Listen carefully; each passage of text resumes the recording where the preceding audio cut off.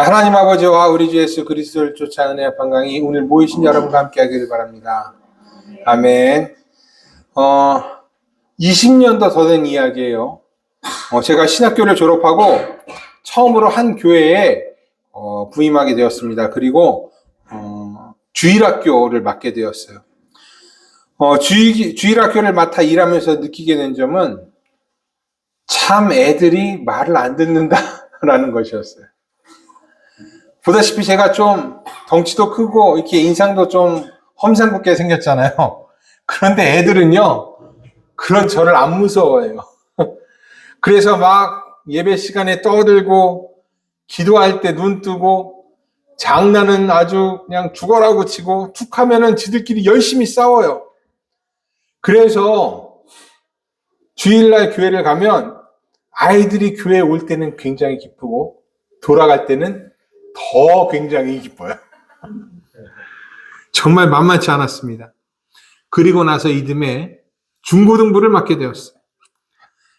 이 중고등부 아이들은 좀 말이 통하니까 괜찮겠다 싶었는데, 이거 웬걸? 주일학교 아이들이 천사였구나 라는 것을 알게 되었어요. 그 중2병 사춘기 아이들 때문에 북한 못 쳐들어온다는 이야기 들어보신 적 있으시죠? 그거 진짜라는 것을 알게 되었습니다. 주일학교 아이들은 그냥 칭찬해주고, 먹을 거 잘 사주고, 말 잘 들어주면, 그래도 그 전도사님이 하는 말을 들어요. 그런데 중고등부 아이들은 그때그때 감정선이 달라서 기분 나쁘면 대꾸도 하지 않습니다. 그냥 꾹 참고 달래는 것만이 능사였습니다. 그리고 또 이듬해에 청년부를 맡게 됐어요.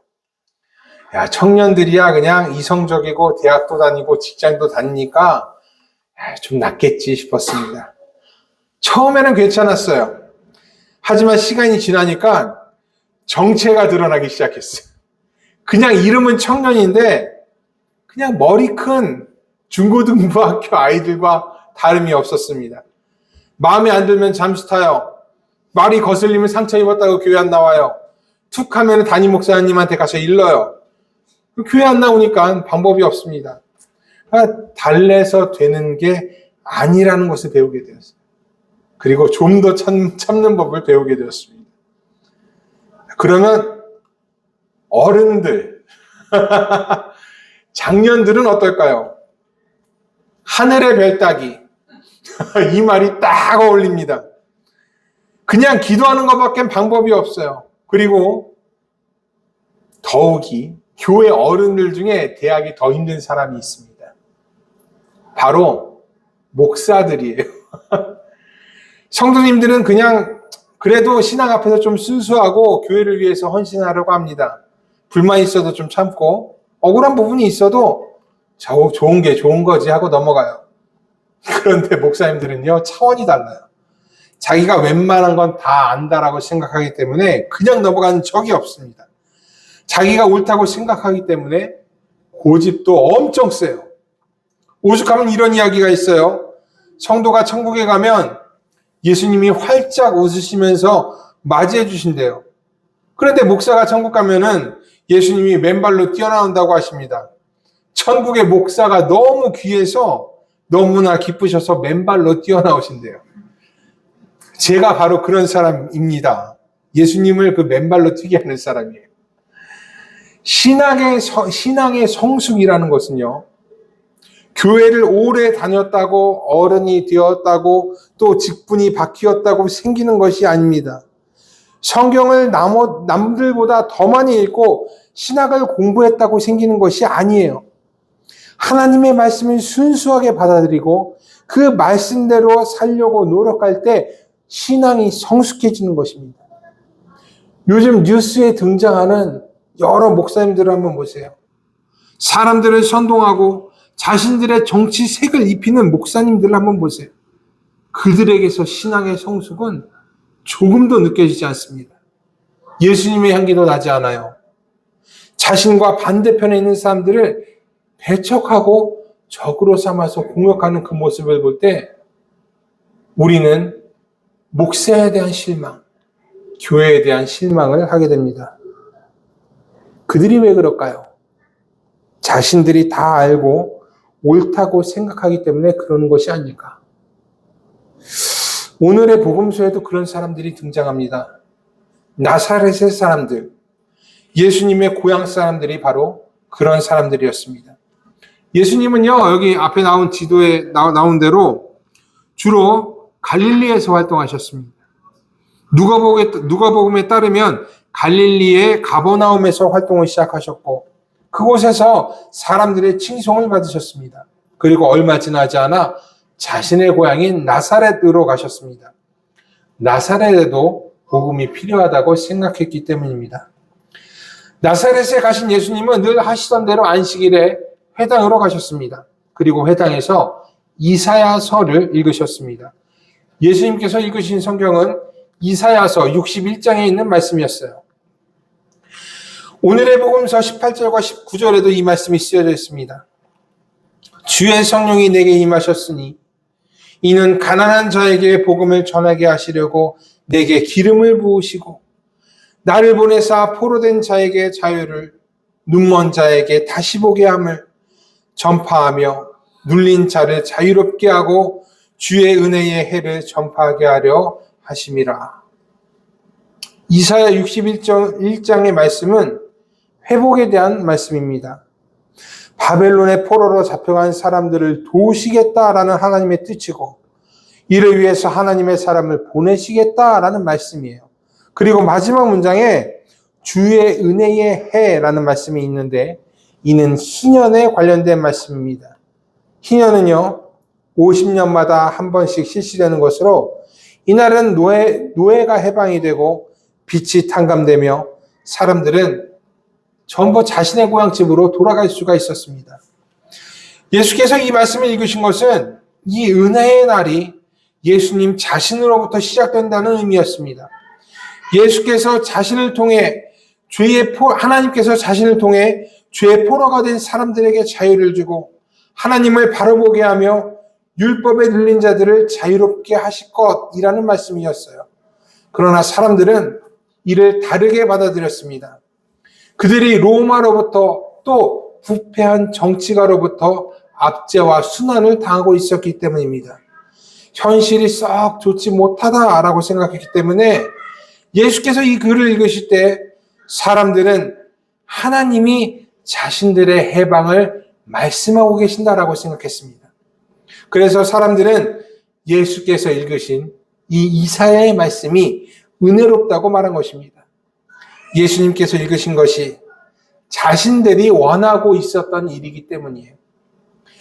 그런데 문제가 하나 생겼습니다. 예수께서 이 글이 오늘 너희의 귀에 응하였느니라 라고 말씀하셨기 때문입니다. 사람들은요, 이 말씀에 의문과 반감을 가졌습니다.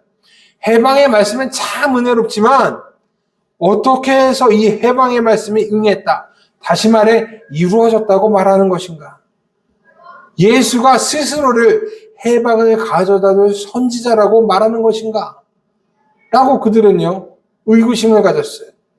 그래서 그들은 이 사람이 요셉의 아들이 아니냐라고 말했습니다. 이는 예수님을 거부하는 것이었고, 그리고 예수님의 출신을 빈정대는 것이었습니다. 예전에 여러분과 성경 공부를 하면서 세례요한과 예수님의 차이를 한번 이야기한 적이 있습니다. 그 중에 하나가 출신의 차이였어요. 세례 요한은요, 사가랴라는 현직 제사장의 아들이었습니다. 그리고 세례 요한의 어머니인 엘리사벳도 아론의 자손이었어요. 누가복음 1장에 나와 있습니다. 아버지 어머니 둘 다 제사장 계열의 사람들이었습니다. 그리고 일반적으로 제사장의 아들은 제사장이 돼요. 그러니까 신분적으로 높은 사람들이었어요. 그런데 예수님은 누구의 아들이에요? 목수의 아들이었습니다. 물론 아버지 요셉이 다윗 계열이기는 하지만 수백 년이 지난 뒤였기 때문에 의미가 없었어요. 우리나라에도 많죠. 김씨, 씨, 박씨. 저도 이씨인데 그냥 우리들은 왕의 계열이 아니죠. 그냥 조상이 왕이었다라는 것 뿐입니다. 그 요셉도 마찬가지였어요. 요셉도 그냥 다윗 계열의 어떤 한 사람이었습니다. 그리고 요셉에게는 늘 꼬리표처럼 붙어 다니는 말이 있었습니다. 무슨 말일까요? 요셉의 아내 마리아가 결혼하기도 전에 임신을 했다는 것이었어요. 이것은 늘 꼬리표처럼 요셉을 따라다녔습니다. 그래서 이 사람이 요셉의 아들이 아니냐? 나는 이 말 안에는요, 정말 많은 의미가 들어가 있습니다. 내가 너를 잘 아는데 어떻게 선지자라는 말이냐? 라고 예수님을 거부한 것 뿐만 아니라 예수님에 대한 조롱과 빈정거림도 섞여 있었습니다. 나사렛 사람들은 예수님의 신분과 출생과 과거 등을 문제 삼아서 예수님을 배척한 것입니다. 그리고 예수님을 예언에 나타난 하나님의 사람으로서 인정하지 않았습니다. 이를 모르실 예수님이 아니죠. 사람들이 자신을 받아들이지 않고 조롱하고 있다는 것을 분명 아셨을 것입니다. 그래서 예수께서는 선지자가 고향에서는 환영을 받지 못한다 라고 말씀하셨습니다. 그리고 엘리야와 엘리사 이야기를 하십니다. 이 이야기의 중점은 하나님의 은혜가 유대인이 아닌 이방인에게 내려졌다는 것이에요. 이 이야기를 들은 사람들은 화를 냅니다. 하나님의 은혜가 이방인에게 내려졌다라는 말은 유대인들의 긍지와 자부심을 건드리는 것이었기 때문에 그래요. 유대인들은 자신들이 하나님의 백성이라는 자부심이 있었습니다. 그래서 하나님의 은혜는 자신들만의 것이다 라고 생각했어요. 그런데 예수께서는 자신을 거부한 사람들 앞에서 이방인에게 내려진 하나님의 은혜를 말씀하셨습니다. 우리 이방인들의 입장에서 보면요, 이거 당연한 거예요. 유대인들이 예수님을 거부했으니까 하나님의 은혜가 이방인들에게 내려지는 것은 당연한 것입니다. 하지만 하나님의 은혜가 자신의 것이다라고 생각하는 유대인들 앞에서 이 말은요, 좀 말도 안 되는 것이에요. 예수님을 거부한 것과 하나님의 은혜는 별개의 것이라고 생각하기 때문입니다. 게다가 그들은요, 예수님의 출생과 출신을 다 알고 있어요. 그래서 예수님을 하나님의 사람으로 여기지도 않았습니다. 그렇기 때문에 나사렛 사람들, 즉 예수님의 고향의 유대인들은요, 예수님께 화를 냅니다. 선지자도 아닌, 그렇다고 신분이 좋은 사람도 아닌 한낱 목수의 아들이 감히 하나님의 은혜를 논하고 그 은혜가 이방인에게 내려졌다라고 말했기 때문이에요. 그리고 예수님을 낭떠러지로 끌고 갑니다. 신성 모독과 같은 그런 말을 하는 예수님에게 본때를 보여주고자 함이었습니다. 그런데 재밌는 것은 여기서 예수님의 기적이 일어났다는 것입니다. 사람들이 예수님을 낭떠러지로 밀어 떨어뜨리려고 했을 때 예수님은요, 그들 사이로 지나가십니다. 누구도 예수님에게 손대지 못했어요. 나사렛에서 일어난 예수님의 기적은요, 병자를 고치고 사람들을 먹이고 귀신을 내어 쫓고 이런 기적이 아니었습니다. 자신을 죽이려고 하는 사람들 가운데로 지나가신 것, 이것이 나사렛에서 일어난 예수님의 기적이었어요. 그리고 이 기적은요, 또 하나의 과거 장면을 연상시킵니다. 창세기 15장에 쓰여져 있는 하나님과 아브라함의 계약 장면이에요. 그 창세기 15장에 이렇게 써 있습니다. 하나님이 이스라엘의 하나님이 되고 아브라함과 자손이 하나님의 백성이 된다는 이 계약을 맺을 때 하나님은요, 아브라함에게 3년 된 암소와 암염소와 수장과 비둘기, 산비둘기, 집비둘기를 가져오라고 하십니다. 그리고 이 비둘기를 제외한 모든 것을 쪼개서 마주보게 하세요. 그렇게 명하십니다. 그리고 해가 져서 어둡게 되자 하나님의 불이 하늘로 내려와서 이 동물들의 사체 가운데로 지나갑니다. 이것으로 하나님은 이스라엘의 하나님, 아브라함과 그의 자손은 하나님의 백성이라는 계약이 체결되는 것이에요. 이 중동에서 많이 있었던 계약 방법이었어요, 과거에. 제 생각에는요, 예수께서 사람들 사이로 지나가셨다라고 써져 있는 것은 이것을 나타내는 것이라고 저는 생각합니다. 하나님은요, 아브라함과 맺은 계약을 지키기 위해서 예수님 보내셨어요. 그러나 유대인들은요, 예수님을 여러 이유로 받아들이지 않았습니다. 심지어 죽이려고 했어요. 그래서 예수님은요, 사람들 가운데로 지나가신 것입니다. 하나님께서는 약속대로 메시아를 보내셨다는 것을 나타내기 위해서예요. 이 약속을 받아들이지 않은 것은 바로 너희들이다. 나사렛 사람들, 유대인들이다 라는 것을 나타내기 위해서 예수님은요, 사람들 사이로 지나가셨습니다. 생각보다 많은 사람들은 자신들의 생각이 옳다, 바르다라고 생각해요. 웬만한 것은 자신들이 다 안다라고 생각합니다. 그래서 자신의 생각과 다르면 배척하고 자신들의 비위를 건들면 용서하지 않습니다.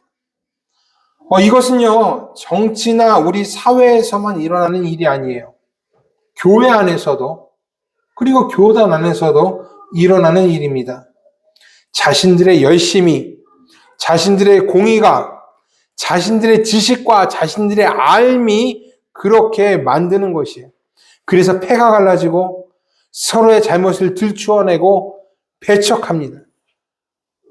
우리 교회도 예외는 아니에요. 단지 지금은 우리 교회가 작아서 보이지 않을 뿐입니다.